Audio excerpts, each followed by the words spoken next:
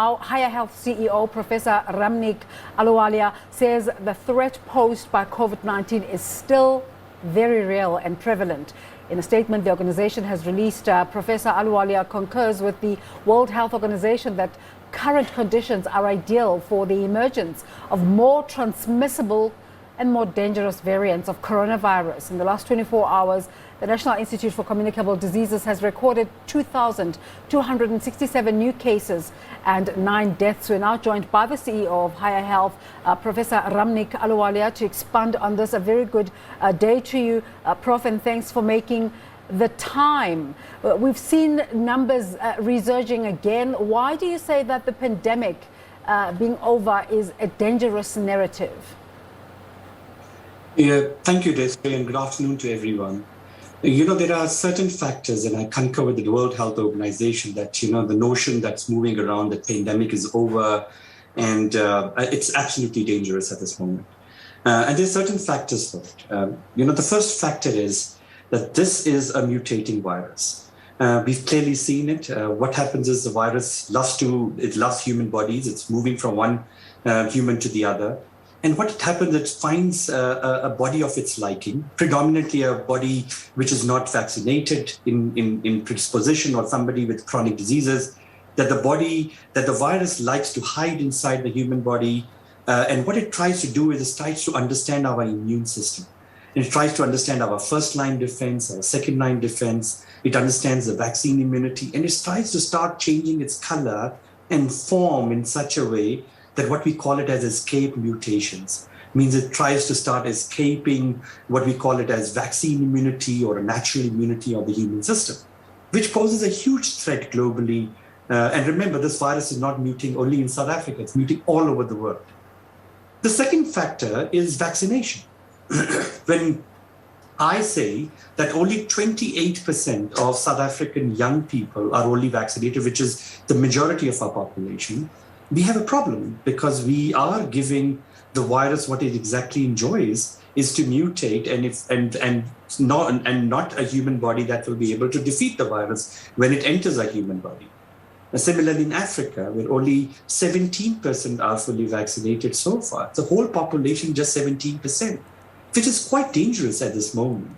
And of course, this moves into India, this moves to every other part of the world, whether it's Brazil, whether it's Russia, whether it's Europe.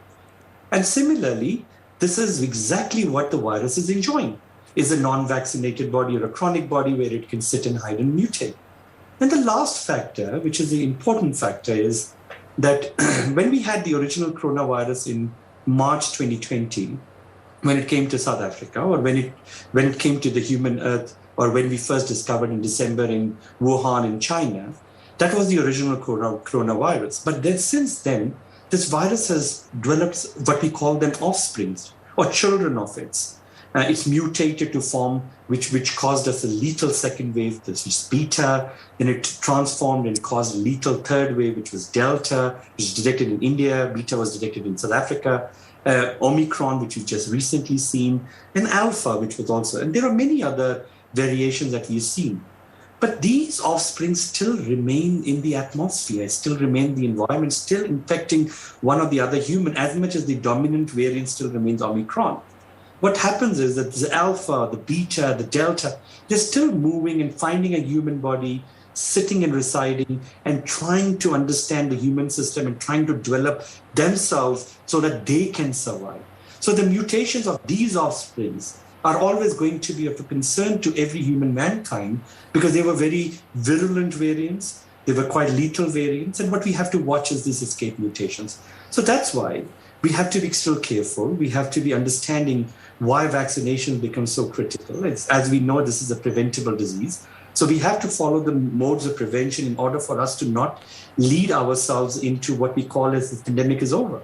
It is actually not over. It's still around us, and the virus still continues to take 70,000 lives every week around the world. And that's quite a big number.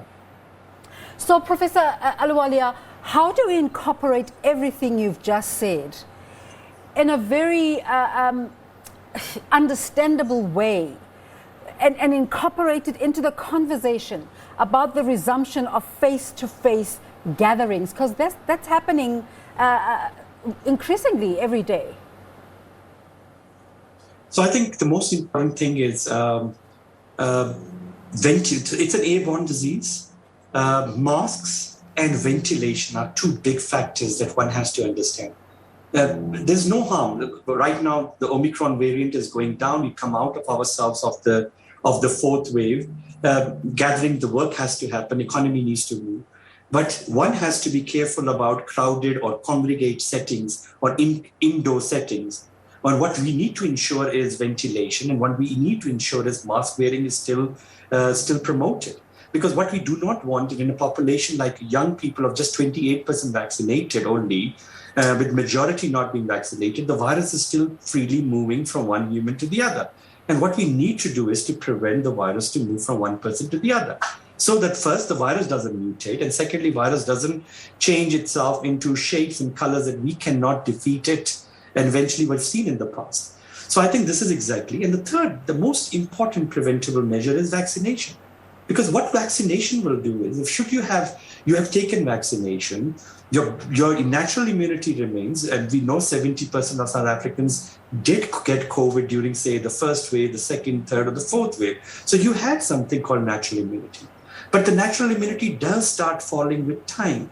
And when you boost that immunity by having a vaccine or a vaccine, the vaccine gives you a 360 view of the virus, not just the unilateral variant alone of the natural immunity. And then, even if the virus enters your body, it will go and try to bind to a human cell because it will survive only by eating from the human cell. And while it binds, it will start multiplying and multiply to what we call it as a viral load. And now if the vaccine immunity is there or your immune system is strong, it will not allow the virus to multiply, which means the body will be able to overcome the virus far more quickly, which means the virus will perish in your body. Exactly what the human body wants, not the virus to live and reside in our body and mutate, as well as does not want the viral load or the multiplication of the virus to overcome your immune system so that it sits into your lungs, destroys your lung, and your immune system struggles to fight it. That's why hospitalization, ICU, and death can happen. So eventually, this is exactly the reason. So three things: mask wearing, ventilation in congregate settings, and vaccination. These are three strong preventable tools, not one above the other, but all together.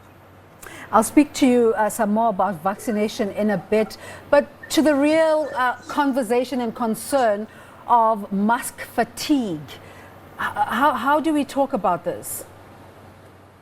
I can just fold my hands to say sorry to everyone. I mean, this is an unknown reality that we face ourselves to, an airborne disease, which is a mutating virus, and eventually we know. But the important thing is, imagine a day where 90% of South Africans or the world population might be vaccinated and have a strong natural immune system. That's a time where the world will start removing the systems called mask wearing, free living, because the chances of the spread of the virus will be too limited because the body system is strong enough to overtake the virus eventually. Till we are not there, we have to protect the others and we have to protect ourselves. And these are the preventable measures.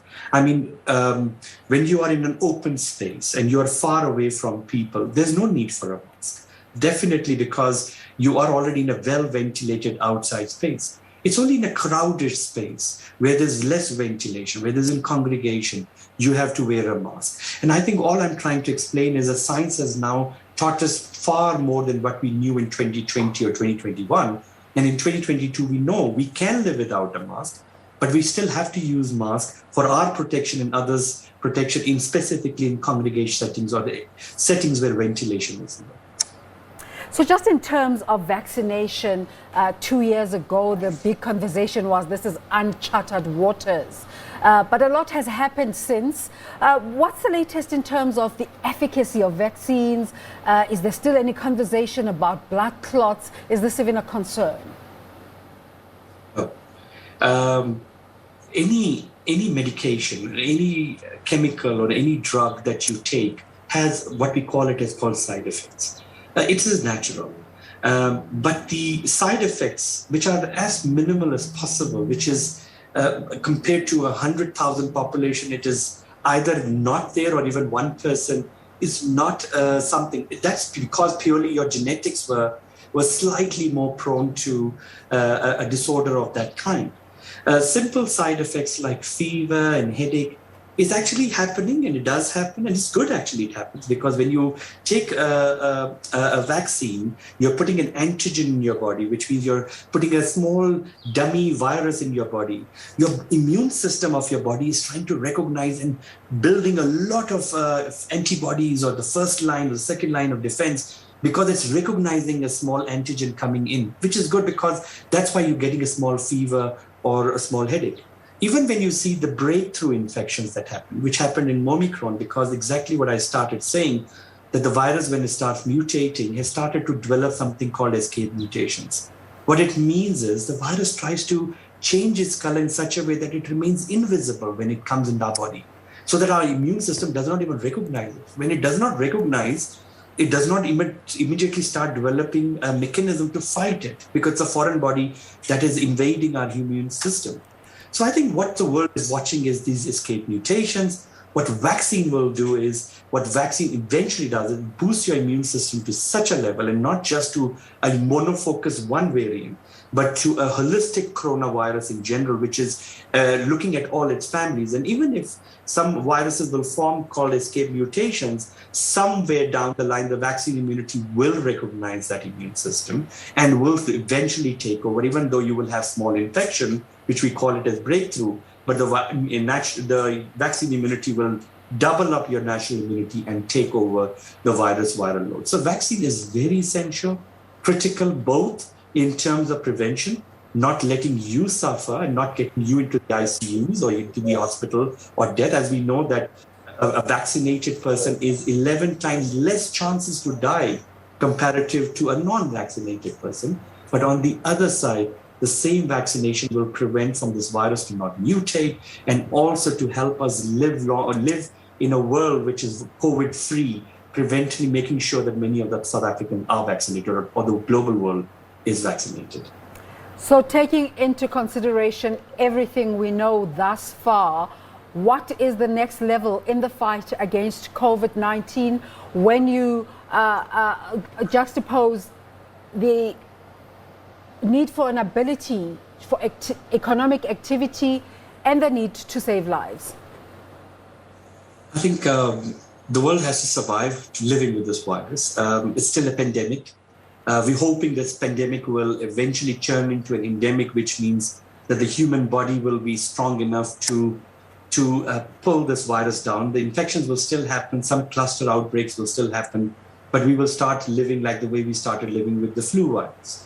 We're also hoping that this virus does not change its mutations to be more virulent, but rather than to be less virulent, which we exactly saw how the Omicron variant came into the picture. But the other possibilities of dangerous variants cannot be ruled out, as much as the world has seen the first hope in Omicron, where the virulence of the virus did fall down comparative to its sisters or previous offsprings like the Delta and Beta. So the important thing is get vaccinated for people who are not vaccinated. Avoid crowded places still. Ensure that mask wearing in crowded places is there, and ventilation is critical, even if you're at home and congregations together. Prof, that's our way of communication. I have to let you know, go just a quick one. Teen Suicide Prevention Week is coming up to an end tomorrow. What campaigns have you been running to highlight the death by suicide amongst young people? I think the reality of COVID-19 or of the economic problems that we survive around is impacting mental health. When I say 65% of the young people in South Africa, as per the Higher Health Study alone, has realized that they are suffering from moderate to severe mental health disorders, or psychosocial anxiety or depression is real. And that is what we are running around. We call it as a First Things First campaign, first priority to look after your health and well-being. Mental health is not a taboo. Please note this number, 0800-363636. 0800-363636. Totally free. Anytime in the night, 24 hours. There is a psychologist, a social worker, counselor, 24 hours, totally free available.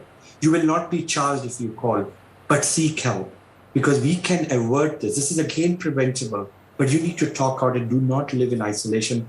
And unfortunately, this is real. And I think we need to fight this together as collective. Thank you again for your time this morning.